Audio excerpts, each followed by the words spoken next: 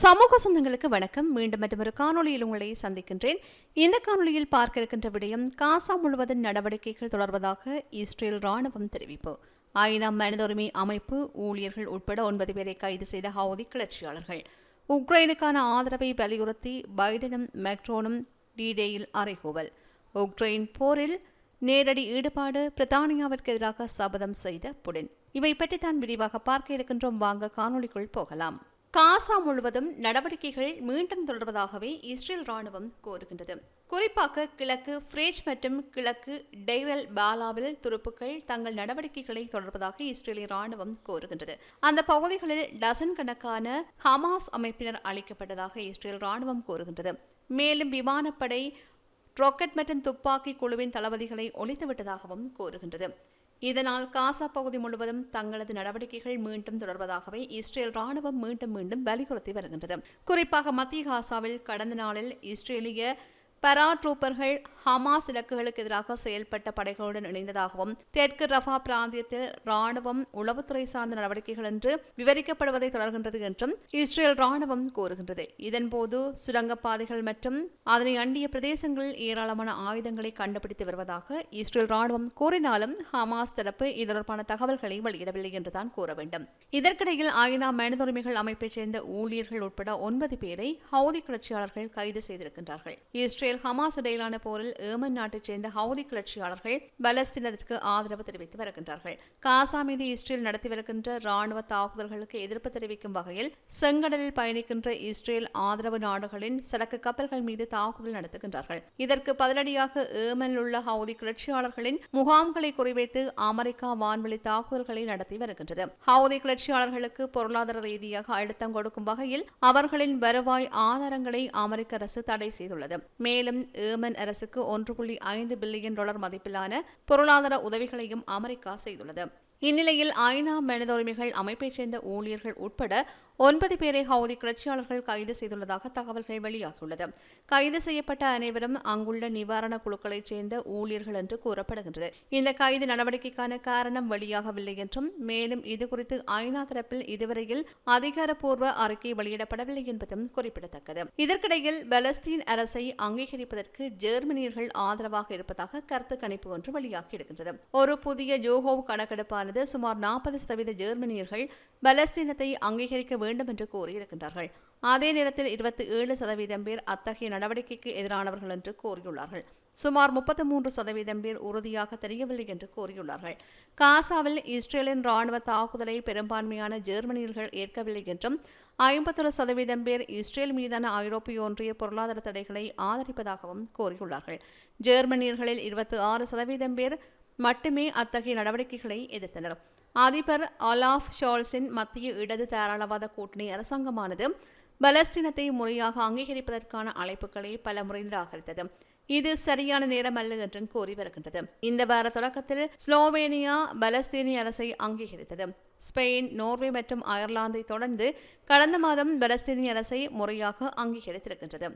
அடுத்து காசாவில் வேலையின்மை கிட்டத்தட்ட 80% எட்டியுள்ளது என்று சர்வதேச தொழிலாளர் அமைப்பு கூறியுள்ளது. காசா மற்றும் ஆக்கிரமிக்கப்பட்ட மேற்கு கரை முழுவதும் சராசரி வேலையின்மை விகிதமானது 50%க்கும் அதிகமாக காணப்படுவதாகவே கூறப்படுகின்றது. மறுபுறம் பார்த்தால் உக்ரைனுக்கு எதிரான தனது போரில் பிரித்தானியா நேரடியாக தலையிட்டுள்ளதாக குற்றம் சாட்டிய விளாடிமிர் புடின் பழிவாங்குவது உறுதி என்று சபதம் செய்துள்ளார். சர்வதேச பத்திரிகையாளர் ஒருவருக்கு அளித்த நேர்காணலில் பிரித்தானிய ஆயுதப்படைகள் ரஷ்ய இலக்குகளை தாக்கும் ஏவுகணைகளை குறிவைப்பதாக அவர் குறிப்பிட்டுள்ளார்.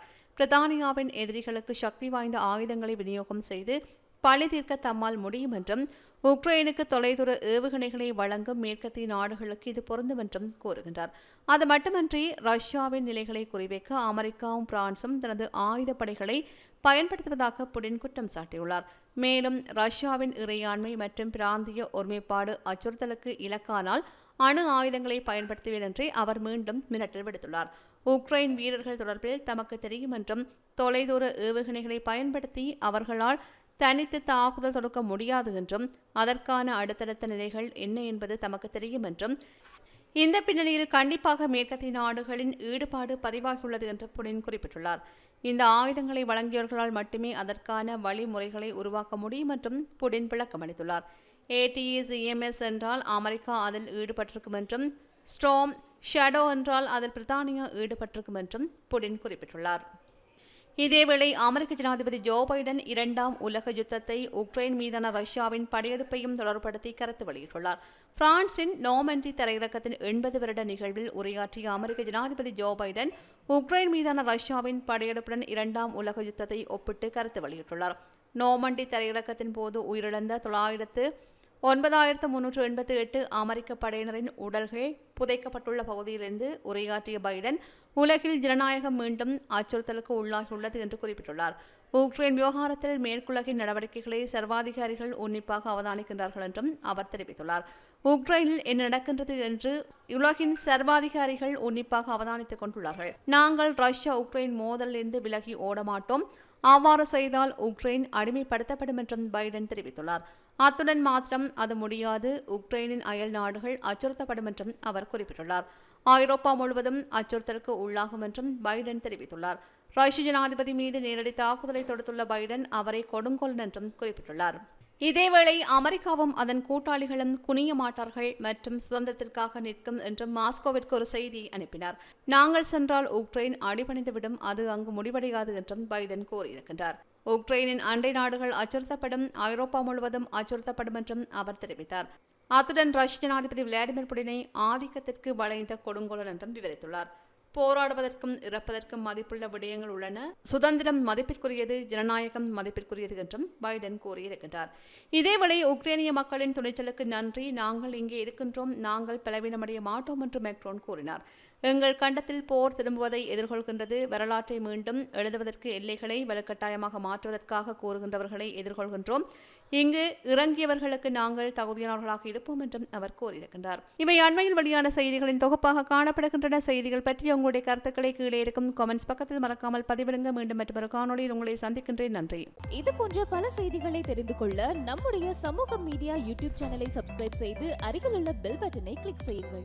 மேலும் செய்திகளை உடனுக்குடன் தெரிந்து கொள்ள சமூகமீடியா.com என்ற இணையதளத்தின் வாயிலாக எங்களுடன் இணைந்திருங்கள்.